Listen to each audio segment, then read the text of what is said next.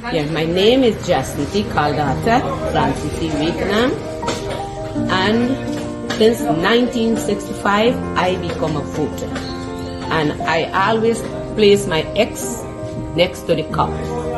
And what they are doing today, I can't take it. So I have no more vote to give to PPP anymore. I'm not going to vote anymore no more. If they have to lose by one vote, they're losing it by data. I have none. Specific fields, there will be a booth designated to that here tonight. So persons who are unemployed and looking to become employed, they can come down here to the Providence National Stadium and they can find out more. Yeah, this is the elite team. The root team. Strong team. Number one. PPP team.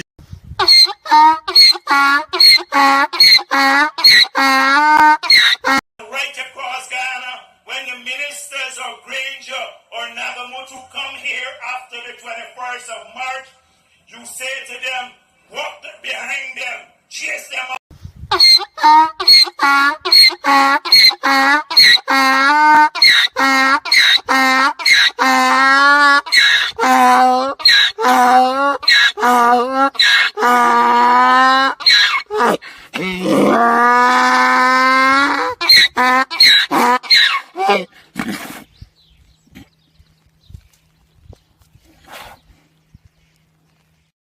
Mr. Mark, I believe every word of what Mr. Shu is saying. I am also afraid of Mr. Shu. Mr. Shu, if you are listening, I don't want anybody to harm you. This is a serious thing. Corruption is big. And we Chinese have to stop that. Been bullied by Jack Dale and other government officials to pay bribe. It's big all over Guyana. A Chinese to pay by bribe. Mr. Shu, I hope you to stay strong. Do not. We respect and salute you for your bravery, for coming up and speak against corruption in Guyana. Thank you, Mr. Shu. We appreciate you, Mr. Mark.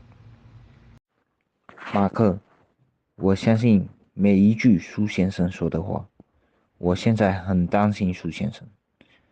苏先生，如果你在听我说话，我不想任何人威胁你。圭亚那政府腐败很严重，这个是很严重的事情。我们中国人必须停止被那些政府用武力行贿。苏先生，我希望你能继续你的发表，也希望你在新的一年万事如意。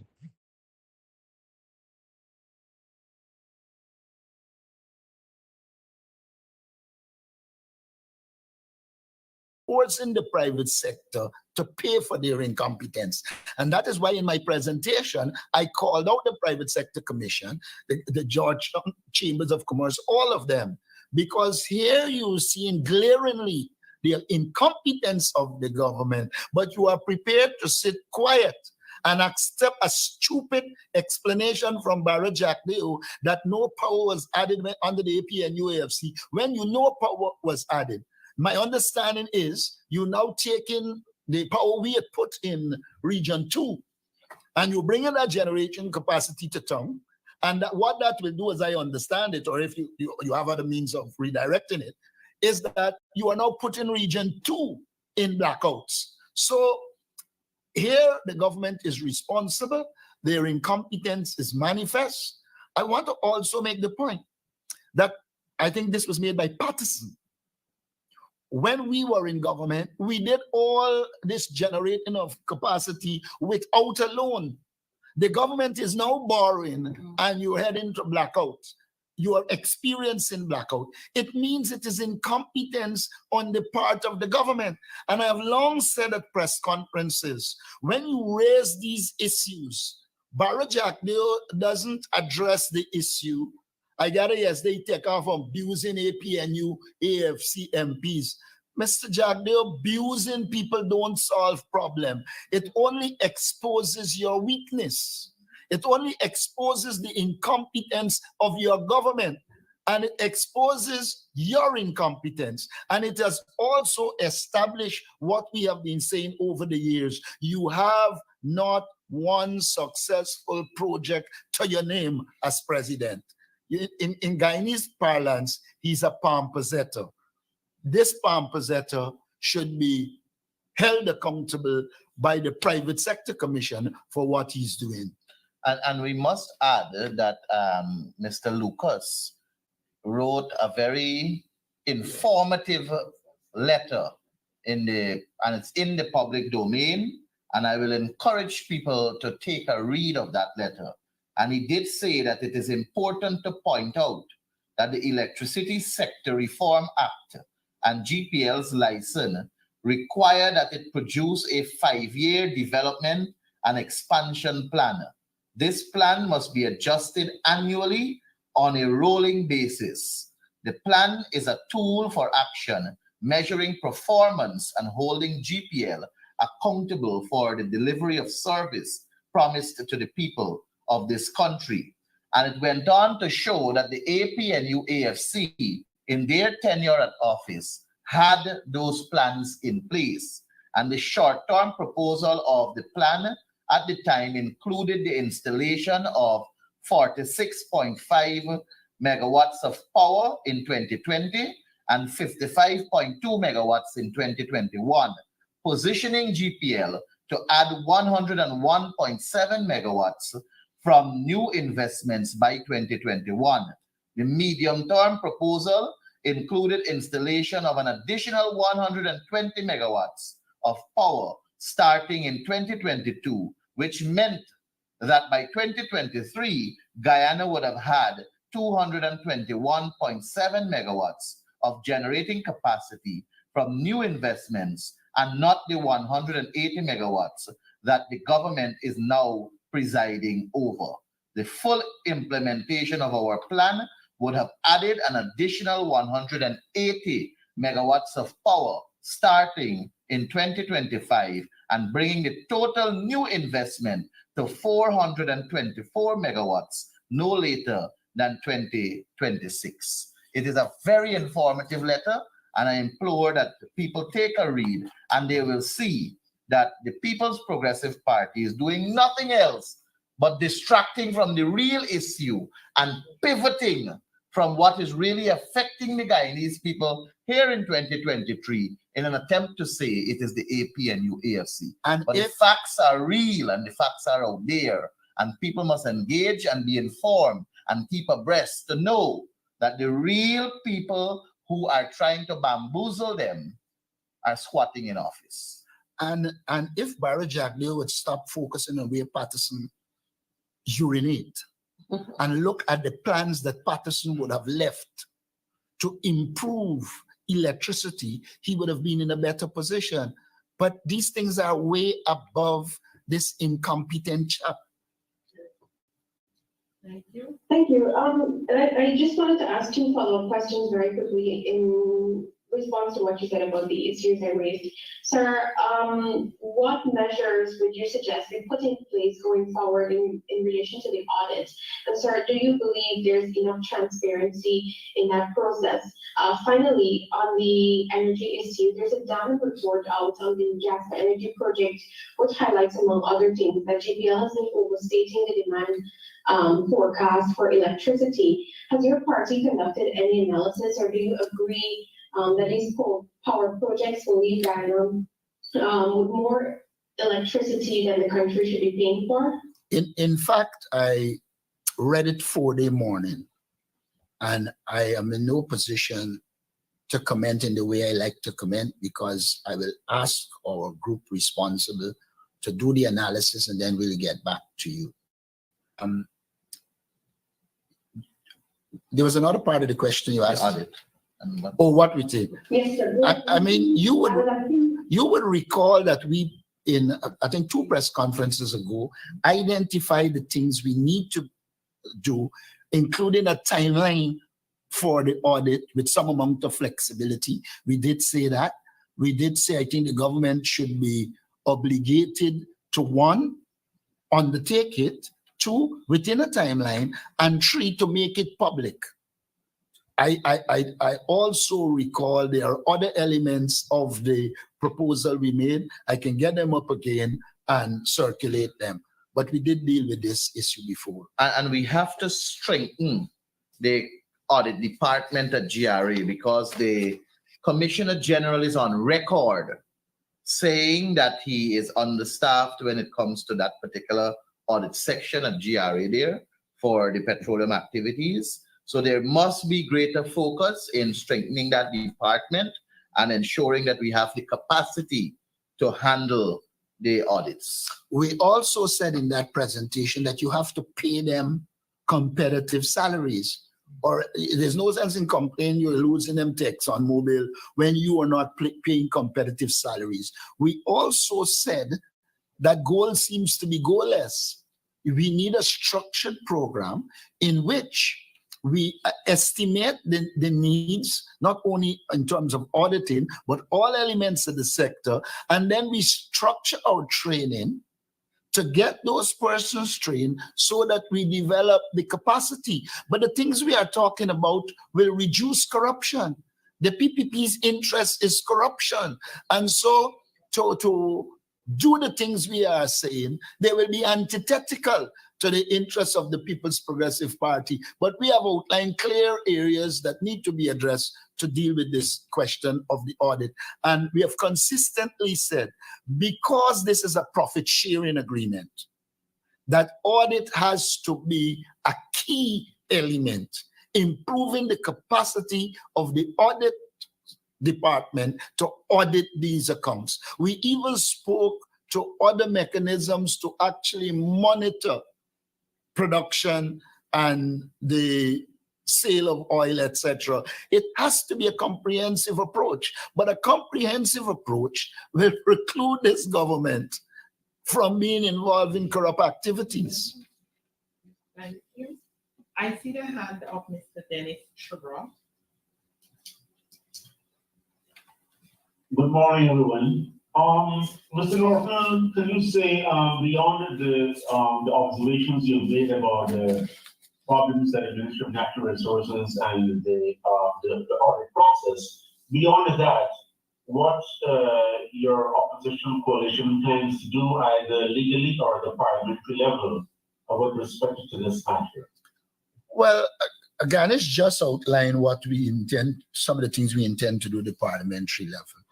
As it relates to the legal element, on these matters, we ask our lawyers to look into it, and they will advise us in which direction we'll go. I remember you asking the question earlier about what we will do about Hicken and his appointment, and I did say at the time our lawyers were studying it, and once they arrive at a sound legal position, we will be guided.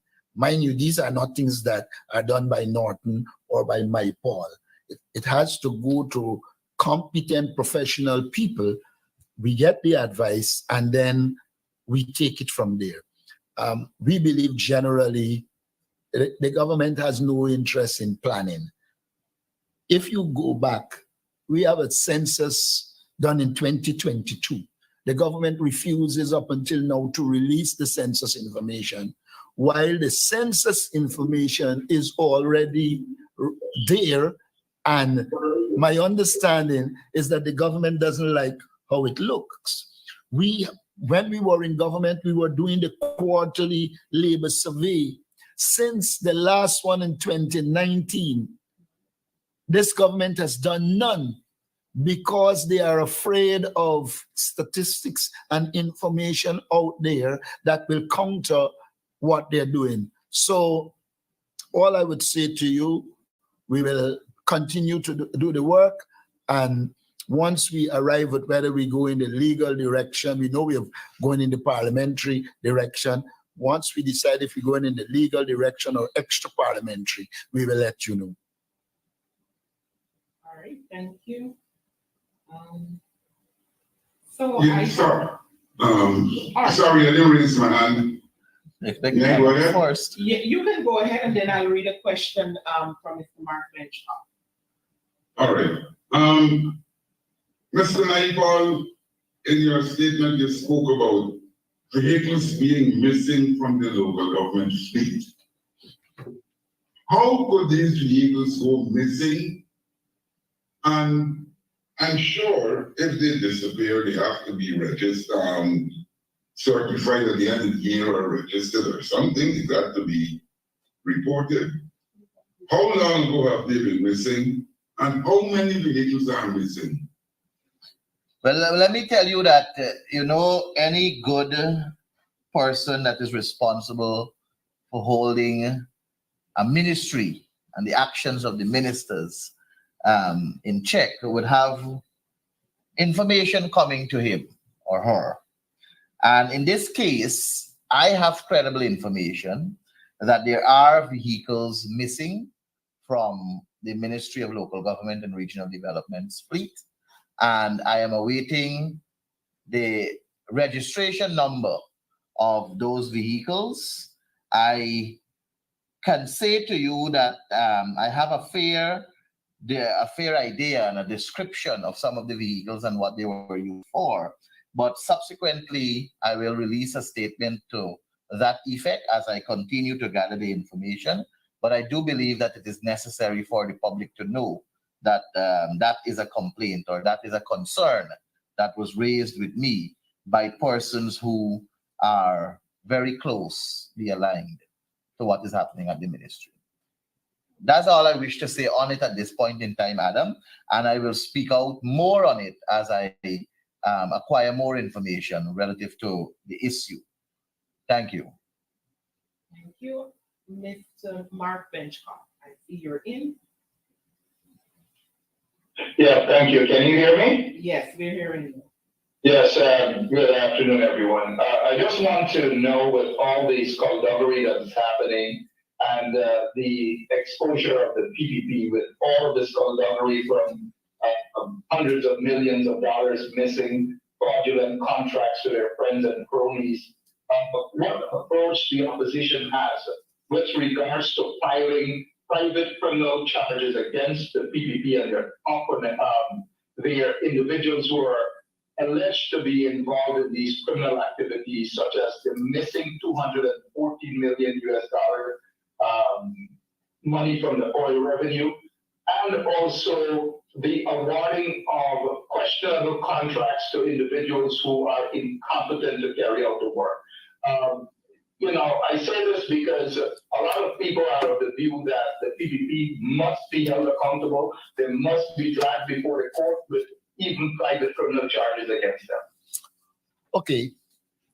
Now, the first task of the opposition is to expose. We are exposing.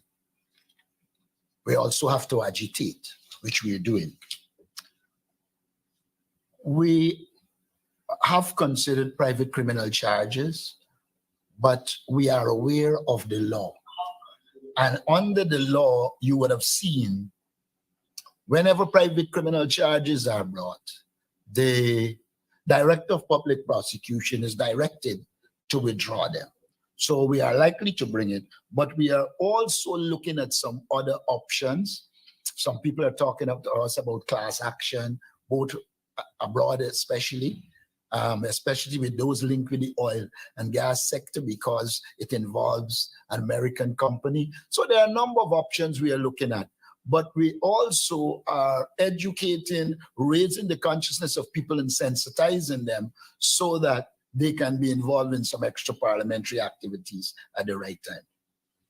And if I may add to that, we did outline that at the parliamentary level, we will seek to table amendments to the Procurement Act, especially to have opposition representatives sitting at the level of the Procurement Board, both at the regional and national level. That is not just going to be beneficial to us as opposition members, but it will also be beneficial to the PPP, who will soon be in opposition. So it is not a case where we are looking to just fix the system now. We want a system that is going to be beneficial to the people of Guyana. So regardless of who sits in government, the checks and balance, the oversight, the ability to acquire information and have that extra eye from the opposite side must be there for the benefit of the Guyanese people. You know, when I raised this before with Ms. Gail Teixeira, sometime in the parliament, she said, well, when you guys were in power, it was like that. But when we were in power, we were awarding to the lowest, most responsive. The point I'm making is that it doesn't matter what happened in 2015, 2020, or 2011, or 2010, or 2009. What matters is that we have to, as leaders of this country, recognize that there are issues within the system that the People's Progressive Party is capitalizing on. And as I have said umpteen times, they keep meandering their way through the loopholes of the law. And we have to correct that for the present generation and the future generation. We cannot look at the past we cannot look at the past and practice that still. If there is an issue, clearly the procurement laws of this country require amendments. We have billions of dollars that are passing through the procurement system, and there are clear evidence to support that it is passing through in measures and means that cannot be transparent and accountable. And it is not following what is documented there in the Procurement Act. And fixing it requires us at the parliamentary level to be mature enough to amend the Procurement Act, make it more, give it a better oversight so that people can have trust in the system. That's the only way the system will work.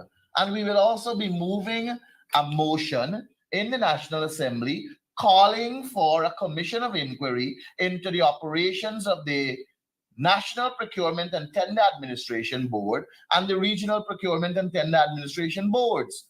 But the best solution and the guaranteed solution to remove the corruption, to remove the malpractices, to remove what is happening in this country at this present time with our resource is to simply vote the PPP out of office at the next election. And that is what the Guyanese people will have to do. Thank you. I have a quick follow-up here, and this is directed to the leader of the opposition as it pertains to the hypocrisy of Irfan Ali, who doesn't want to engage the opposition leader with matters that are of national interest. For example, the appointments of the Chief Justice and the Chancellor of the Judiciary. But yet, Mr. Ali saw it fit. So how did we pick the phone up to call you just so that he can get some sort of public relations stunt regarding the situation with Venezuela? Why is it that thus far, Mr. Ali has not confirmed those two positions mentioned and other positions, but yet he wants to talk to you about Venezuela? Days after he spoke to you about Venezuela, we see boatloads of Venezuelan nationals coming into Guyana and are given special treatment compared to how the Haitians have been treated. What are your thoughts on that, Mr. Norton? Now, let me say at the outset that the first responsibility of all of us is to protect the territorial integrity and sovereignty of Guyana. And for me, that is non-negotiable. You have to first protect Guyana to be able to govern and manage Guyana. And it is on that basis when the president engaged me, I said to him in no uncertain terms, we will be united on this question of the Guyana-Venezuela territorial controversy. May I point out to you that the roughest period we had to deal with in terms of our territorial controversy is independence between 1966 and 1970. In that period, the PNC put in place the architecture and infrastructure for a strong foreign policy position. And so in large measure, a lot of what is happening in Guyana-Venezuela territorial controversy is based on the foundation we would have laid. You might have had a case or two where I think Dr. Jagan and at one time Barra Jagdeo were talking about negotiating to give peace here and peace there. I think they missed badly that the minute you start to give land, people become ambitious and want all. And so there should be no giving of our land. The arbitral award has settled it, and that's it. As it relates to the local situation, from the outset, I was prepared to engage based on the Constitution. I'm of the view that meaningful consultation is more than just the president sending you the CV of people and ask your views on it. And then he goes ahead and make the decision regardless of your objections. And so we have to test this question of meaningful consultation. In the constitutional reform process, the PPP was very opposed to the old form of consultation and had appeared to be supportive of meaningful consultation. But in government, they have not shown a willingness to meaningfully consult. I am aware that the PPP has a plot, and the main plot is to control the judiciary, and his refusal to appoint the president too is part of that plot. We have to be vigilant. Fortunately, the Constitution states agreement, and therefore this is one of the areas they cannot do arbitrarily on their own, and so they are on their back foot with that. And he was given a fait accompli when I put out into the public domain that I agree for these two persons to be appointed, and he has been dodging that. And then nonsensically and antithetical to the Constitution, he said it will be dealt with by the Judicial Service Commission. The Judicial Service Commission has nothing to do with the appointment of the Chancellor and the Chief Justice. It's clearly a case of the leader of the opposition and the president. So a lot of that is hogwash. It is evident that the PPP discriminates against Haitians. From the time they came into power, Haiti, there's supposed to be free movement of it. Haiti is apart. The government very early in this period removed that and has banned virtually Haitians from coming here while allowing others to come. I am told that if you go to some of the hospitals right now, you can't even understand the people who are talking. So it can't be based on language. Then you seem to be, I understand that the International Migration Organization and the conventions on migration demand that in Venezuela's present situation, we facilitate migrants. But we have got to be sensible. I said in a program recently, the government seems only interested in trying to get Venezuelans to register to vote, because as I understand it, they don't want to release the census because the traditional support-based numbers would have declined. And they are trying their best now to get Venezuelans and others to prop it up. And so the issue here, again, they don't like it when you say it, it's racism. They make the assumption that Haitians will vote for us or be supportive of us, but the others that they are fighting with, they will be able to get their support. The reality is none of them, regardless whether they are Haitians, etc., unless they go through the process, follow the law, should be allowed to vote in our elections. But we are constantly discovering the issuance of birth certificates. Remember, we had strict measures for birth certificate. The government changed the law so that any Tom, Dick, or Harry Lal could issue birth certificates so that they can prop up the system. So what the government is doing is destroying all the institutions in the country to achieve their narrow political objectives. The Haitian issue is one in which The government believes it cannot control the Haitians. They are African by origin, and therefore they are preventing them from coming in to Guyana. They are doing the same with Nigerians. But I want you to note, they have an activist in the Rupununi.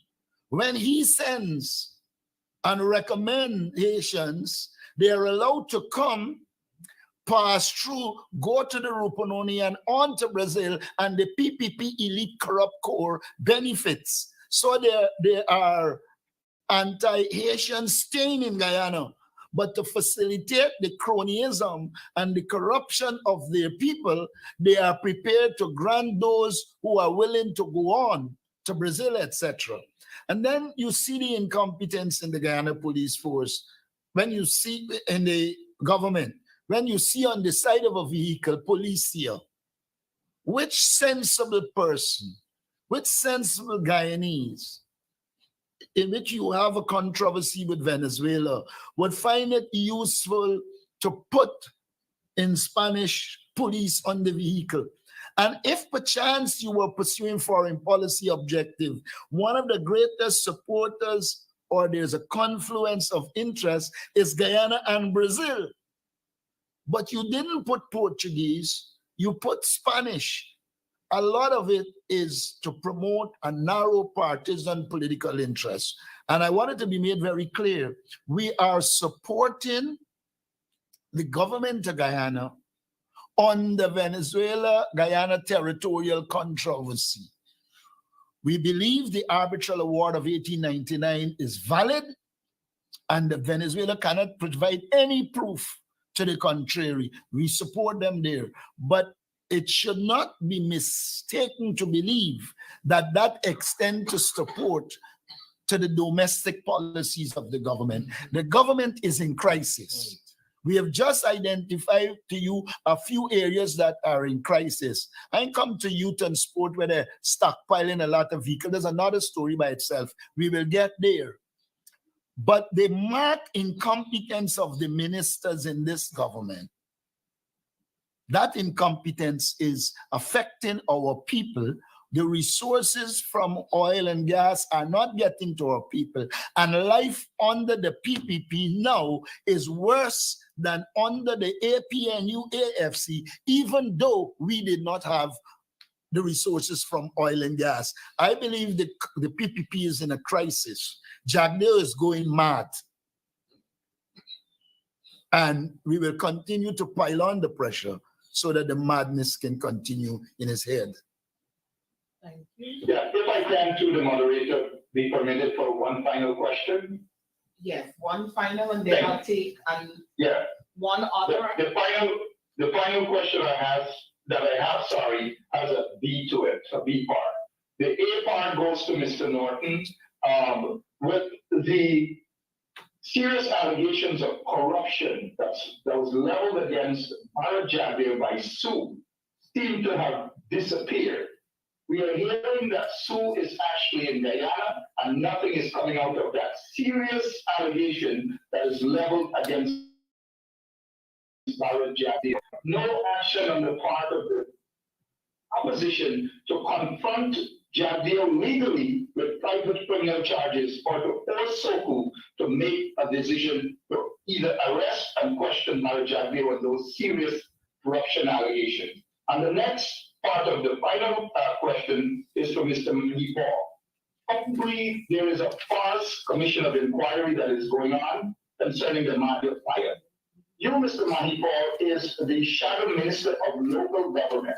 I'd like your take on that, and whether you were invited to give any sort of evidence.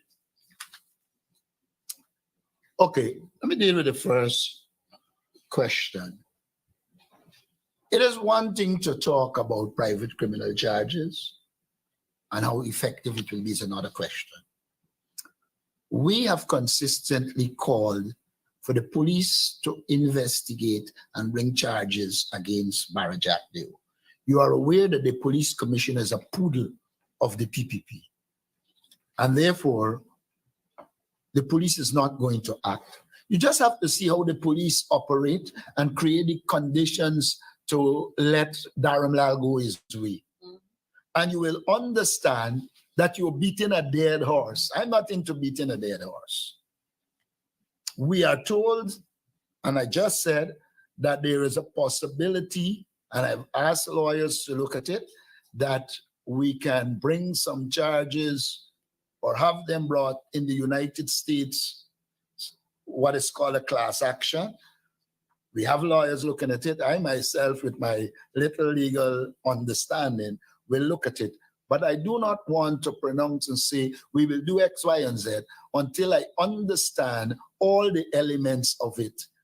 But we will continue to keep them accountable. I don't think it is true to say it has died.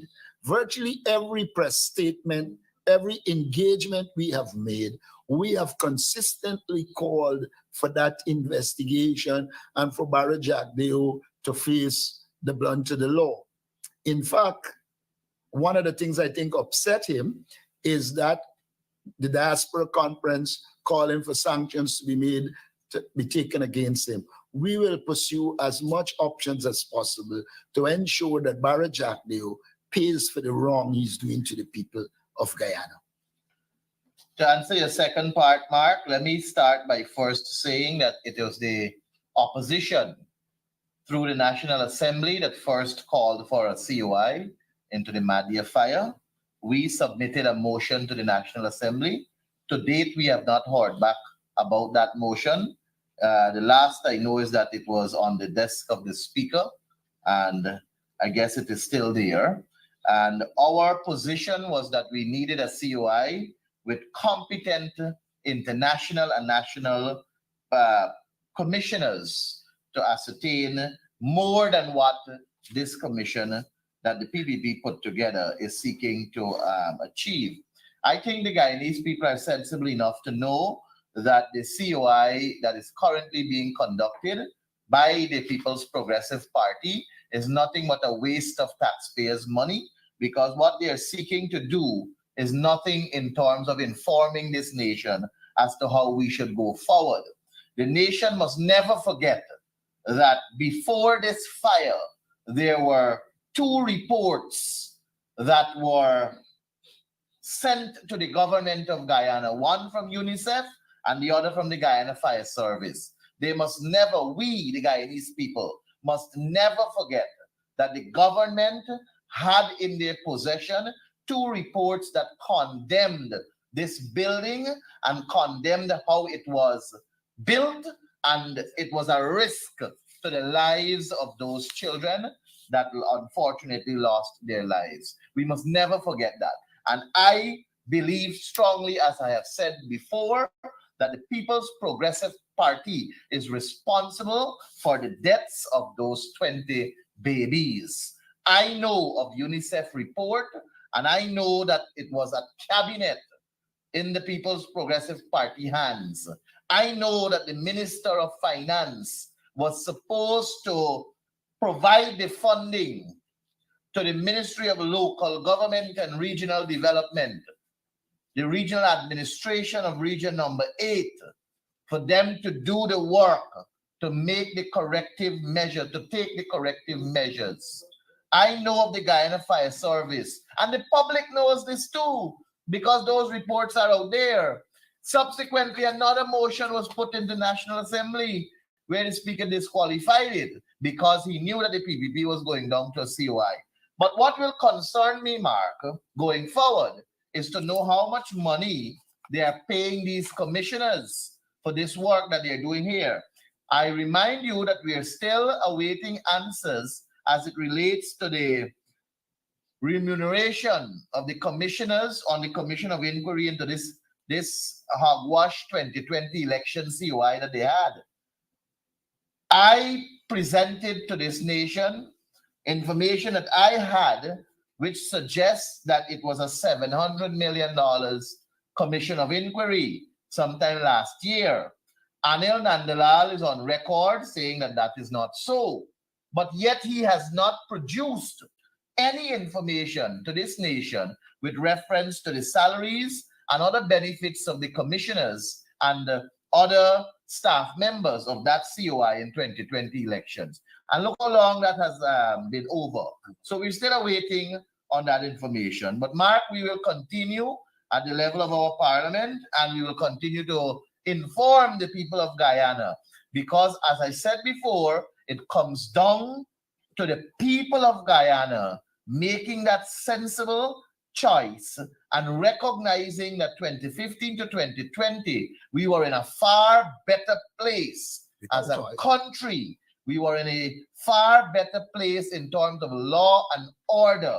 We were in a far better place in terms of our institutions and our structures to govern for a better life for all. Where we are today is frightening for the future. May I add that you raise buildings? The Minister of Education said in the Parliament that they have no plan to put air condition in schools.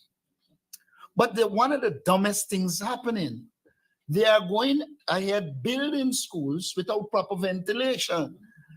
The minister stood in front of East Rheinveld and opened a school that has little or no ventilation or proper furniture. Now, if you recognize that this place is getting hotter and hotter, then one of the things I think you need to do is call in your architects, your engineers, and let them design schools for the present situation.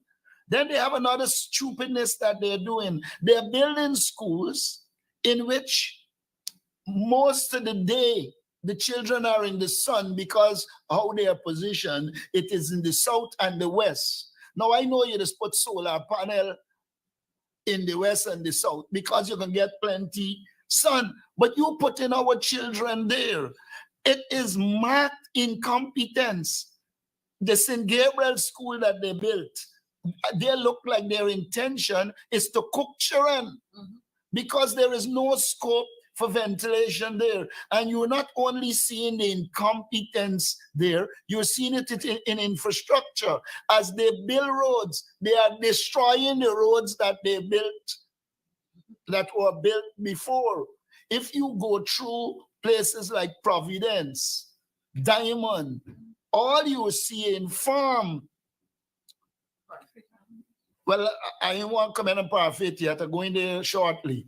But if you say that, I believe you. But I'm telling you, the ones I have been to, all you are doing is destroying. Of course, it suits them because they're going to give their cronies another contract and they will make money. But at the same time, they are squandering the resources of our country. And APNU AFC government will have engineers and architects look over our building structures and prepare them in a way that suits an emerging climate change situation. The government cannot continue to speak about climate change, but everything they're doing, it does not take into consideration climate change. It is just incompetence. And that is where we are. And that is why we concluded in this press conference and sought to bring to your attention the crisis across the country. Buildings and construction, we will deal with it as we move forward. I'll take my final question from Mr. Antonio D. Okay, good afternoon, members of the press, and good afternoon, Mr. Marcus. I have a question directed to you, sir. Are you inferring, based on the signs on the vehicles, the police vehicles, is it a missed signal that the government is sending to the country, a counterpart? Because concerning the fact that we have this ongoing controversy, do you think that it is sending them a signal? Well, let us go back. The government claim, at least the PR people, stupidly claim that it's to accommodate the diversity. Now, it makes no common sense. If you're accommodating diversity, you got to put French. You got to put Portuguese. You got to put all the languages. Now, where in the world? Chinese. Yeah, well, you got to put Chinese. And we got the Amerindian community. Now, it's a manifestation of the incompetence of the Home Affairs Minister and the stupidity of the police commissioner. Let's assume the commissioner was directed to do that by the minister. It is his task as a professional to say, this is not what should happen. We are not as diverse as the United States of America, but I have never seen German, Russian, French on those vehicles. It's a stupid decision that should be changed. It doesn't only send mixed signals, it signals the incompetence of the government. It signals a lack of responsiveness to the issues involved in the Guyana-Venezuela territorial controversy. But you know, the government, they don't like pull back when they make mistakes. And additionally, I am 99.9% sure that apart from whatever instructions, it would have emanated from one of the close people who produce these markings. They pay a couple billion, he or she produces policia, and then they just slap it on, they get paid without any concern for this nation. That is my position on this. And we must, leader, we must also take note of the fact that these private vehicles that are dominating our roadways with the red and blue lights continue to be a hazard to road users, and it continues to create mayhem on the public roads. And that is something that the commissioner should be focusing on, but instead he unfortunately kept David Patterson's name on the no-fly list and then want us to believe that it was a mistake. I said in the US, and I'm saying again, the best apology Hickins can give us is his resignation. Thank you. All right. At this time, I will allow MP Chris McDonald to make a statement. But in addition to what the leader and Ganesh just spoke about the police force, I need to bring to your attention to, and this is something that the Commissioner of Police and Ropes and Bends should be looking at. Stop having your police officers in the corners of streets and in bus sheds, and then you run out to push your guns in front of vehicles. Stop doing it. It's not right and it's dangerous. Please advise your traffic officers that they should not be ducking around in bus sheds and in little streets and then pushing out their guns, running to the road and pushing out their guns at motorists when they're on the streets. Outside of that, I just wanted to say to you, members of the media, that the government has displayed again its arrogance, its incompetence, and fear for the Guyana Teachers Union, hence their reason for consulting, as they claim, with 100 teachers as against consulting with the Guyana Teachers Union. And I want to make this clear. The 100 teachers who were selected and they had their prop meetings with, they don't speak on behalf of the Guyana Teachers Union. I just wanted to make that clear. Neither could they speak on behalf of the teachers, because I don't know that they would have had any consultation with the teachers. They were prepared and prompted to push the government agenda, and that is ridiculous. And just to make it clear, the fact that, and let me share this one, in Region 1, Subdistrict Maruka, in that area, we saw the picture with 4 teachers who were representing that sub-region. And all 4 of those teachers, and I can say this, the first teacher, she is the sister of former Minister of Foreign Affairs, Karen Rodriguez. The next teacher, Anthony Harris, he is the brother of the RO who had all the electoral documents missing, and what wasn't missing was wet. The other teacher, it is alleged that she is a child mother of Dango Pasad. The other teacher who was there, and I'm not going to call their names, he is the son-in-law of Mr. D'Souza. So those 4 teachers were representing Region 1. Even the schools that they came from, those teachers did not know that these teachers were selected to represent them. They had no consultations with even the members of their staff. So I don't understand how they were speaking for the teachers. And for the head teachers who spoke about the increase in allowances, let me say this. Some, of course, we feel sorry and we pity them because they were given scripts. But let me make it clear. Allowances and increased allowances, they don't add anything to a teacher's salary. As a matter of fact, that act of putting a teacher to read from a script to talk about increased allowances, it's wicked and devious. Because one, you're not catering for the masses of teachers because all teachers will not receive those allowances. Secondly, like I said before, it does not add up to your tabulation when you're going to computate for pension and gratuity. And thirdly, they are showing total disrespect for those teachers who would have served this country, who were dedicated to serving this country in the education sector and have retired now. They show no respect for them because allowances will not increase their pension that they're receiving. So the whole act in itself is a wicked and deceitful one. At this time, I wish to thank the members of the media for joining today's press conference and all our viewers. Do have a wonderful afternoon. Recording stopped. All right, that was the press conference there. You guys heard everything. The leader of the opposition did his thing with his crew there. I thought that it was solid. The information that you guys were given, solid indeed. So at 44 minutes after 12 o'clock, good afternoon, wherever you are. Lots and lots of corruption in Guyana. You guys already know that. Tremendous amount of corruption. Don't allow the PPP propaganda mouthpieces and all these things, the propaganda networks to fool you guys at all. Things are very, very bad in Guyana.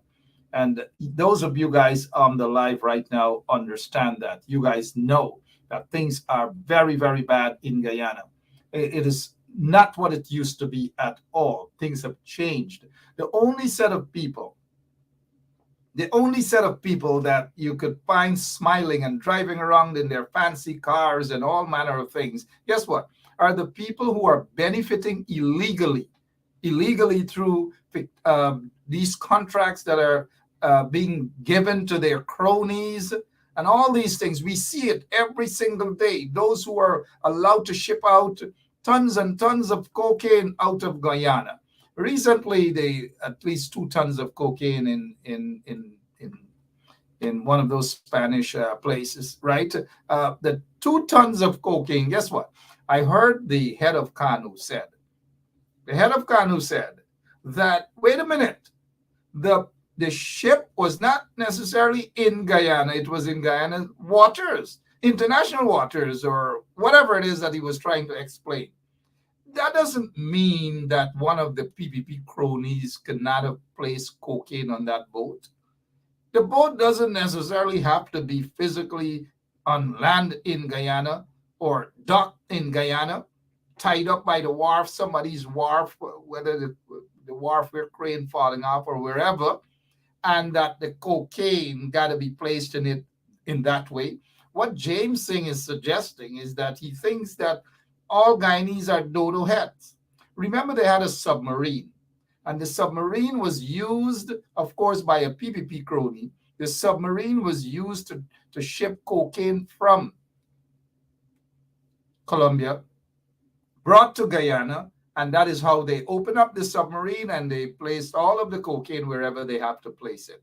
So don't be fooled that the cocaine, because the ship is in international waters or in all out in sea, mean that those guys can't go with their speedboats and offload the cocaine into that vessel. So James Singh got to come again. They've got to, every single time there's a cocaine bust, there's always some sort of Jim Cock-Bring-Ram-Good story about, oh, that is not true. The ship wasn't in Guyana. The ship that went to Curacao was in Guyana with all those illegal gold. And now we're jumping from cocaine to illegal gold being shipped out of the country. That is robbing taxpayers of billions upon billions of dollars of taxes. So when you evade those taxes, and sometimes some individuals who disguise themselves as legitimate businessmen. Oh, they are religious. Oh, namaste, namaskar, or God bless you, or assalamu alaikum, walaikum assalam. They're religious people. Sometimes those are the very people who are stealing, who are depriving taxpayers of that country, or Guyanese of a better lifestyle. You know how much the billions of dollars that these guys are robbing from smuggling gold and all these things out of the country? You know how many roads that can build? You know what they can do for schools? You know what they can do for feeding programs in the country and all these manner of things? But yet some of them love to go out and they give back a little car and they take a picture and they say, oh, we are beautiful, we are wonderful people, we give back and we do this and we do that. Thank you so much, Roxanne.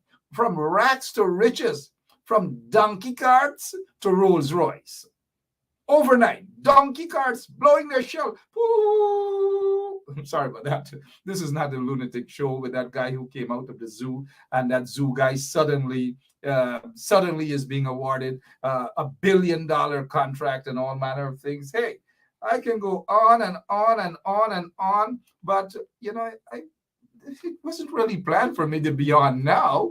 In fact, I just wanted us to share the Venezuela-Guyana border issue with you guys. And then suddenly I stumbled upon the opposition's press conference.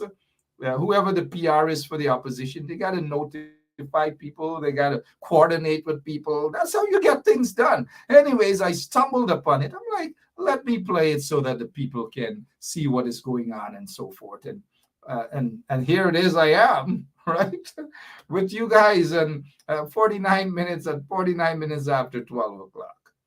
I want to go. I know a lot of you say, no, you don't want me to go. I'm almost certain you guys are saying that, oh, you don't want me to go. But I've got to go. I'll be back this evening, though. Don't start rushing off yet. I want to show you guys a clip that was done by Al Jazeera news agency about Venezuela-Guyana controversy. You guys have got to watch that clip, right? You've got to watch it. And I'll be here watching it with you guys as well, right? Marsha Ashby saying, don't go, please stay. Gosh, all right, good. Here what, we'll take a quick break and I'll be back with you for just a couple minutes more. Mind you, don't forget tonight, guess who's going to be on? Aubrey Norton, the leader of the opposition. I have lots and lots of questions for him. It is the book is this long, is this thick, right? So the leader of the opposition is going to be on. I'll be right back right after this break. So this is attorney Shellen Washington, owner and founder of the Washington Law Firm, located at 455 Utica Avenue in Brooklyn, New York. We're specialized in medical malpractice, personal injuries, matrimonial law, and landlord and tenant. If you're in need of legal representation, please give us a call today. The number to call is 718-877-3100. Consultation is free at no cost to you. So call us today to see if we can be of any assistance to your legal needs. Again, the phone number to call us is 718-877-3100. Yeah, my name is Jasnity Kaldata Francis Vietnam, and since 1965 I become a voter, and I always place my ex next to the cup, and what they are doing today, I can't take it. So I have no more vote to give to PPP anymore. I'm not going to vote anymore no more. If they have to lose by one vote, they're losing it by data. I have none. Anti-data session, I go vote. No more, no more, no more, no more, no more, no more. We should have a song like that, you know. No more, no more, no more, no more, no more, no more, no more. No more, no more, no more, no more for the PPP. No more, no more, no. Then people say them now vote. No more, no more, no more, no more, no more. No more, no more, no more, no more, no, no. Good for the PPP. Hey, it's lunchtime. Hurry down to Linda's. Y'all grab something to eat. Y'all enjoy it. And then when y'all done, run across and y'all cut y'all hair. Cut y'all hair over by Exquisite Hair Palace. Just go over there. Cut it. Right. Cut your hair. Get your stuff done right there, right? And those of you with your immigration matters, whatever it is, whatever immigration question or questions you may have, give me a call. The number is right there. Give me a call and do your little shopping out there at Aubrey Barker, right? What is it? Andrew's Supermarket. All right, welcome back. I almost say that it's straight up, but it's not straight up. Let's prepare to get into that interview that Al Jazeera did not so long ago, a couple of years ago. But for me, I don't think it's that long ago. But I will see you guys this evening, though, right? On 107.1 FM. Guess who's going to be my guest this evening? Aubrey Compton Norton. Aubrey Compton Norton will be my guest right here on 107.1 FM, 9 o'clock this evening. 9 o'clock this evening. You can't miss it, guys. But hey, guess what? Lemon is signaling that I've got to go. God bless you all. We've got to keep the pressure up against the corrupt, installed, the illegal PPP regime. We've got to keep the pressure up on them. God bless you all. Take a listen to this Al Jazeera interview not so long ago.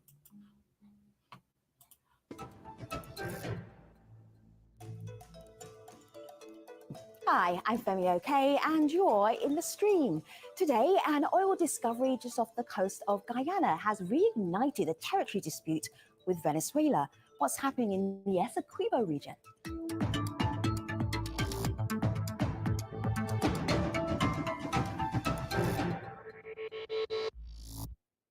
The territory dispute between Guyana and Venezuela, well, that goes back more than 100 years. Guyana is just towards the east of Venezuela.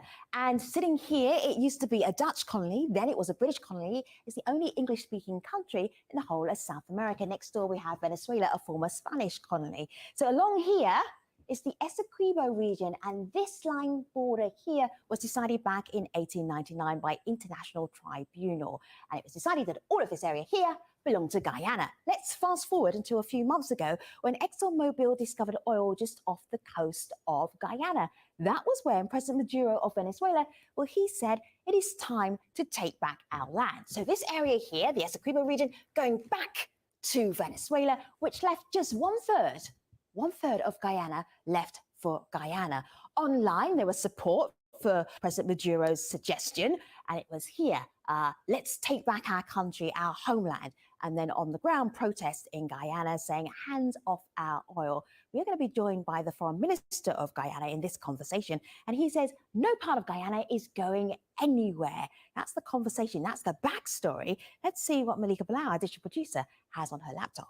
Thanks, Femi. Well, most people are talking about the timing behind this renewed territorial dispute. And I say quote unquote dispute because not everyone believes it is one. So that's the question that we're asking our community, what they think is behind this renewed push. We want you to answer that question. And you can do that by tweeting us with hashtag AJStream. My name is Mauricio Salvadesi. I am a Brazilian blogger and I am on the stream. Now, to help us break down this territory dispute, we have in Georgetown, Minister of Foreign Affairs in the Republic of Guyana, Carl Greenridge. From Caracas, the former Venezuelan ambassador to Guyana, Sadio Garavini. Also in Georgetown, Mark Anthony Benshop, he's a Guyanese activist. And Jesus Silva is a professor of international politics at the University of Central Venezuela. So gentlemen, welcome, good to have you here. So Mark, if I asked you to draw a map of Guyana, what would it look like? It will look like the original map that we have that includes all of Guyana, 83,000 square miles, nothing belonging to any other country. And so that is going to be the map that I'm accustomed to. I've known this map since I was a little boy, and that is going to be the map all through eternity. None of Guyana is going anywhere. Jesus, what would your map look like? Well, I think that the map is according to the Venezuelan claim that this zone that we are asking for to be given back to our country must be given back to our country. And we're going to work on that solution within the framework of international law, as the government of Venezuela is doing right now. So we want no conflict, we want no confrontation, We want a peaceful solution and a legal solution with the aid of the international community. Interesting. See, Sadio, back in the 1980s, you were the ambassador to Guyana, Venezuela's ambassador to Guyana. What do you make of the relationship between the two countries right now? Well, the relation with the two countries, we are condemned in a certain sense, in a good sense of being neighbors for the eternity. So we have to find a way, the best way to solve our problems amicably. And the Geneva Agreement in 1966, which is the framework, the only juridical framework that we have to solve the conversation, the controversy, is says exactly what we have to do about it, and that we have to follow the lines of the Geneva Agreement. So let me just make sure that I understand this, and also for the benefit of our international community, Sadia. So that Geneva Agreement was, the idea was that Venezuela was not happy with what was decided back in 1899. They wanted to go back to arbitration, and they wanted to go back with the UN. And the UN says, well, both you parties, Venezuela, Caracas, and also Guyana, you have to get together and talk about it. And that conversation, that didn't really happen, did it, Sadio? No, there was a lot of discussion. The problem is there are two interpretations of the Geneva Agreement. Right. And I would say, I think that is the most important thing that we have to talk about, maybe, because the Geneva Agreement expressly disposed in its preamble that the matter must be resolved in a manner acceptable to both parties. Right, Sadia, I'm going to ask you just to give a pause for a moment, because a lot of us are learning about this as we go along. So I don't want to dig deep into the Geneva Agreement. I don't want to make it a nice broad conversation so all of our online community can join in as well. Malika, where do you want to take us? I want to take us actually back in history just a little bit, but very interestingly. Yeah. This is Juan, who's tweeting us about his memories. He said, I remember this topic being a question in elementary school back in Venezuela. And he goes on to say, given the maps were drawn, it was always brushed off as, quote unquote, too complicated, or it's basically not ours anymore. And he goes on one more time to say, however, I have those memories of going to school back home. It was almost an accepted fact that Guyana was not part of Venezuela. So that's a little bit back in history. Minister, I want to go to you now for fast forwarding us a little bit. Are tensions on the ground, what are they like? Are there tensions between the two countries right now? Well, Monica, there are, of course, tensions arising from statements being made by Venezuelan groups, by the Venezuelan president, by the Venezuelan minister. As regards the issue over which there is a controversy, let me just make a couple of points clear to you. That Savio is right when he speaks about the significance of the Geneva Agreement, which was signed in 1966. But the Geneva Agreement at no point addresses the changing of the borders between the two countries. The border was freely negotiated in 1899. It was subsequently delineated and marked. So, Minister, what we're interested in as an international community, because remember, this is an international story as well as a domestic one for you, is what is the relationship like right now, regardless of the Geneva Agreement, right now, with your next door neighbor? What is that like? I've just explained that relationship. There's a relationship of tension right now, arising from various statements being made about, obviously, if you wake up a morning and you find that either your house is being claimed or your neighbor is claiming that the land that you have known, where you have never seen any Venezuelans living, is suddenly to be the property of Venezuela, then obviously there will be tensions between the two countries. There are outside the border issues. There are normally no great tensions of significance. The tensions that... See, Mark, that seems a lot more than tension. The idea that you could wake up and your house doesn't belong to you, is that a little extreme? Or is that really happening? Well, you have a situation in which on May the 26th, Guyana's Independence Day, the Venezuelan president issued a proclamation laying claim to all of Guyana's exclusive economic zone. But that is really the end of the latest saga in a longer story in which in 1966, immediately prior to Guyana's independence, the government of Venezuela at the time, in our view, seeking to prevent Guyana's independence, was demanding that an international treaty which established the borders be revisited. All right, Minister, let me play a little bit of your president. This is President David Granger. Yeah, go ahead, Jesus. I want to bring us up to date because there are certain dates here for us as an international community. We're really concerned about what's going to happen next, not what happened before. But go ahead. The point is that, unfortunately, the Guyanese minister is forgetting a big part of the story. There is a statement by the Guyanese president saying that Venezuela is somehow a monkey on his back. See, Jesus, you must have read my mind. Jesus, hold tight for a moment. Hold tight for a moment. You must have read my mind because I was about to play that when you said, can I say something? So let me actually play that. This is July of this year. This is the president of Guyana, and he was talking about the pressure that he's feeling from Venezuela, and he was speaking at CARICOM, the Caribbean Community meeting. Have a listen to this. Guyana, even as it approaches the 50th anniversary of its independence next year, hand in hand with its sister Barbados, is still carrying a monkey on its back. That monkey is the unbearable burden of an oppressive and obnoxious claim on our land and sea space. CARICOM has been a source of solace and steadfast support for Guyana's territorial integrity and sovereignty over the years. We never needed that support more than now.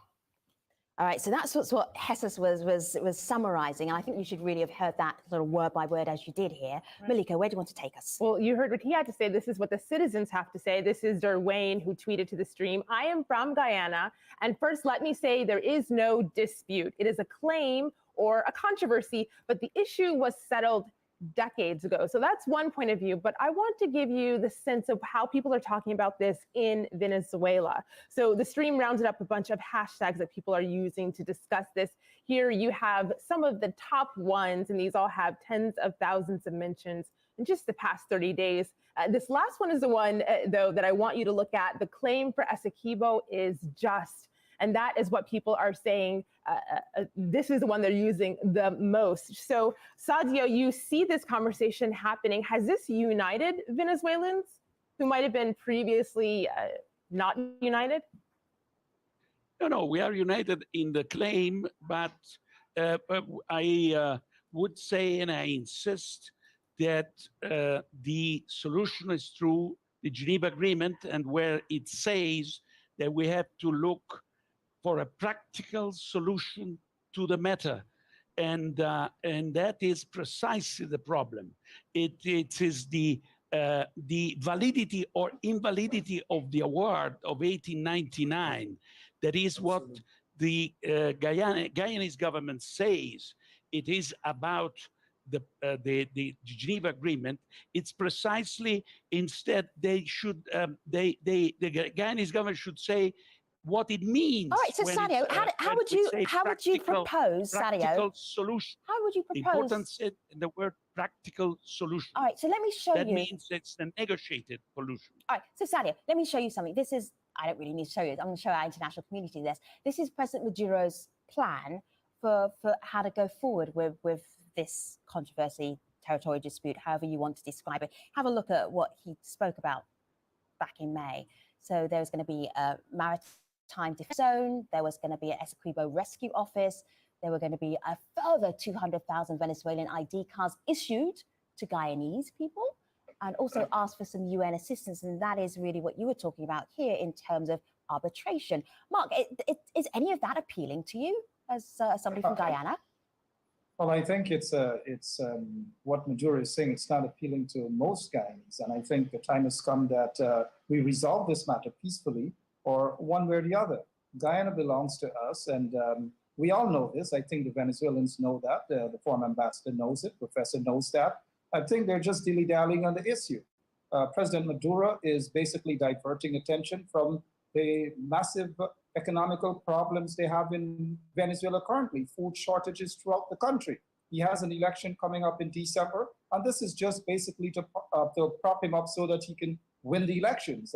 My desire is that Maduro is voted out of office and we have a much more sane president that can resolve this matter and allow Guyana to breathe again.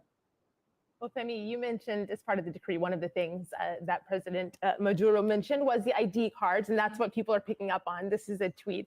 Kwesi writes on Twitter, just what I always wanted, Venezuelan citizenship. I'm going to guess he's doing that tongue in cheek.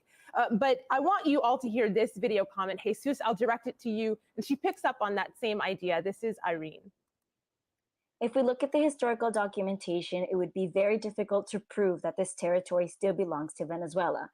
But obviously, because there's this new discovery, all of a sudden, the whole government is focused on this particular area. What I find most curious, however, is that Venezuela is actually considering giving Venezuelan IDs to over 200,000 people living in this territory. And then we'll see what happens then. So, Jesus, she mentioned the IDs. Practically, how would this work? And what language would people in the region need to speak? Because presumably they don't speak Spanish right now. The possibility of granting ID cards to Guyanese citizens is an evidence that the Venezuelan government does not want a military conflict against Guyana, that the Venezuelan government is willing to solve this issue within the framework of international law. But I will not allow, as a lawyer, the people to be misled. The problem is that the current government in Guyana has a political position, a rightist position, an anti-communist position, as we have just heard from the professor from Guyana, that he wants Maduro to be voted out of his country. We have no desire to interfere in political affairs of Guyana, but our friends from Guyana, or at least these partakers, these members of the program today, the show, are somehow expressing and letting all out, the opinions against our government. Jesus, the point is that they are boosting the conflict and they want to ExxonMobil to intervene in the conflict, also the British government to intervene in the conflict, and also the U.S. government to intervene in the conflict. It seems that in the dreams of the Guyanese president, there is an intention to create a military confrontation, which is very irresponsible and very dangerous from this man that he says he's representing the interests of the Guyanese people. Very responsible. He is not being a responsible leader when he wants to create a conflict with Venezuela just as a part of a political agenda. He says, just take a pause. Go ahead, Mark. I can say it's quite the opposite, because President Maduro has been displaying quite the very thing that he's accusing our government of doing. President Granger has said that he wants this matter to be resolved peacefully, diplomatically, and let's all move on. It is President Maduro who has said then that the president of Guyana is not in control. He's not this. I mean, he's the one who has been interfering in our domestic political is supplying oil every day. The other stuff, we are supplying rice. Because Venezuela is giving oil to your country. You should be grateful for that. Then you're attacking my country, and you somehow want to create this conflict that never existed before when leftist governments Just give a moment so you can actually have a little bit of a back and forth. Hold tight for a moment. Yes, Mark, go ahead. We are neighbors. We should live as neighbors too, peaceful. We supply tons upon tons of rice to you guys. Think about what if we don't give Venezuela rice? What is going to happen to you guys, Professor? Think about if you have a sane president who understands diplomacy and can have this matter resolved, and all of us can breathe again. Think of what the possibility exists if you have a government that focuses on the people of Venezuela and that can avoid the millions of people living in starvation right now in Venezuela. Unemployment on the rise. Come on. All right, so gentlemen, Mark and Jesus, we actually have two diplomats in this conversation. So let's go to our two diplomats here and just see where they want to take us. Minister, you hear the back and forth. I imagine that is pretty representative of what's happening on the ground for Venezuela, what's happening on the ground for Guyana. But you're a foreign minister. How do you see this situation resolving itself? Will it? Femi, first of all, let me say to you that the comments made by former ambassador as regards the Geneva Agreement are quite correct. I agree with him on practically everything he said. Apart from what? Not apart from anything. I'm saying I agree with what the ambassador said so far as regards the facts, namely that an agreement was signed in 1899. Venezuela is a party to that, and that in 1966 we agreed. So, Minister, I want to go forward. We don't have so much time. We've covered that ground already. How do you see the way forward? Because we have a time crunch, Minister. So take us forward.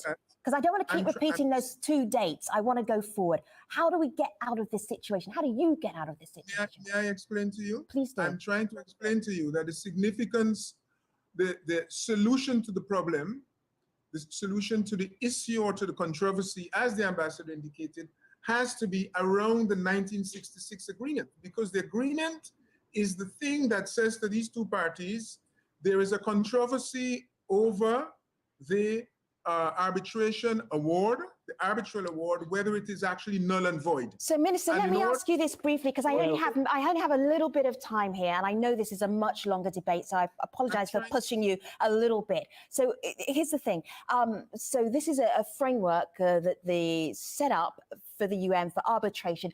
Is Guyana ready to come? Arbitration for a number of, it offers a number of options. Is Guyana ready to come to the table to talk about that? Are you ready to negotiate anything?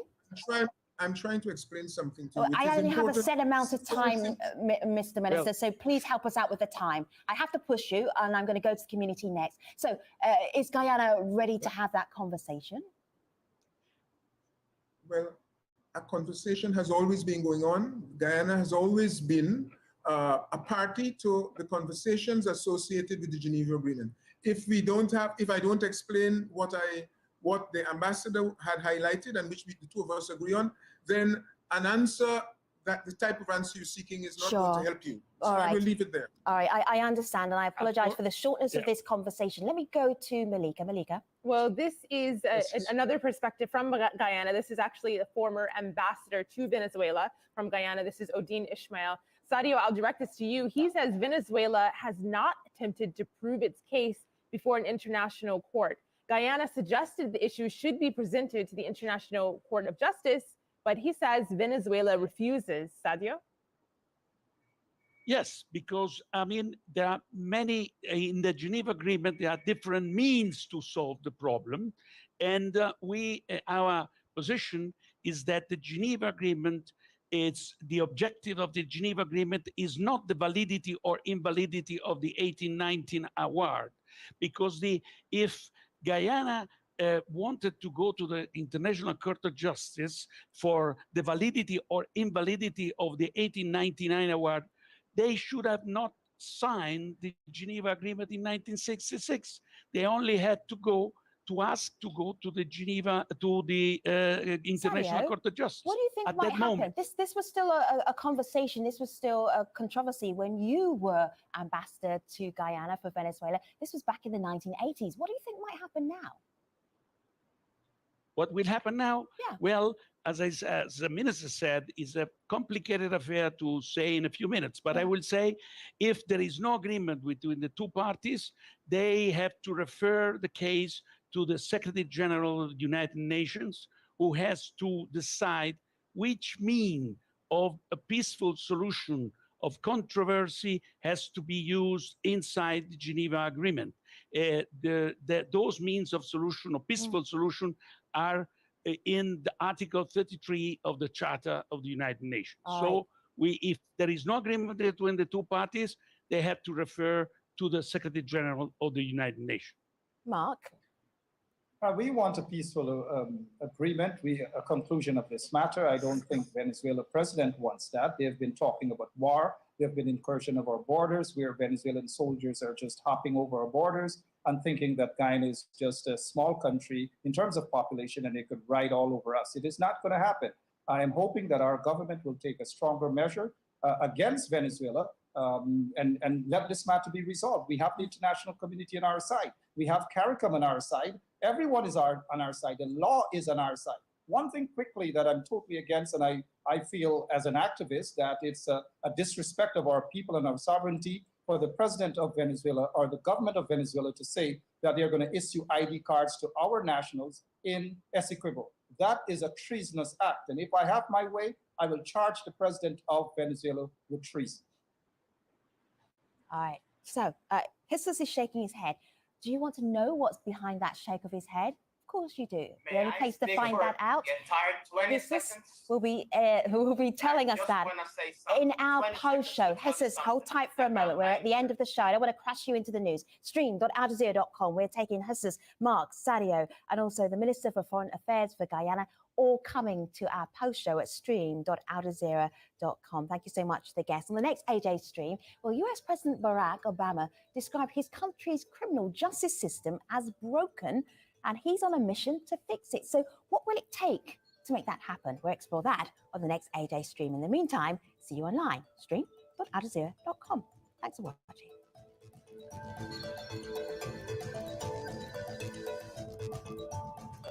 Yeah, my name is Jasnity Kaldata Francis Vietnam, and since 1965 I become a voter, and I always place my ex next to the cup, and what they are doing today I can't take it, so I have no more vote to give to PPP anymore.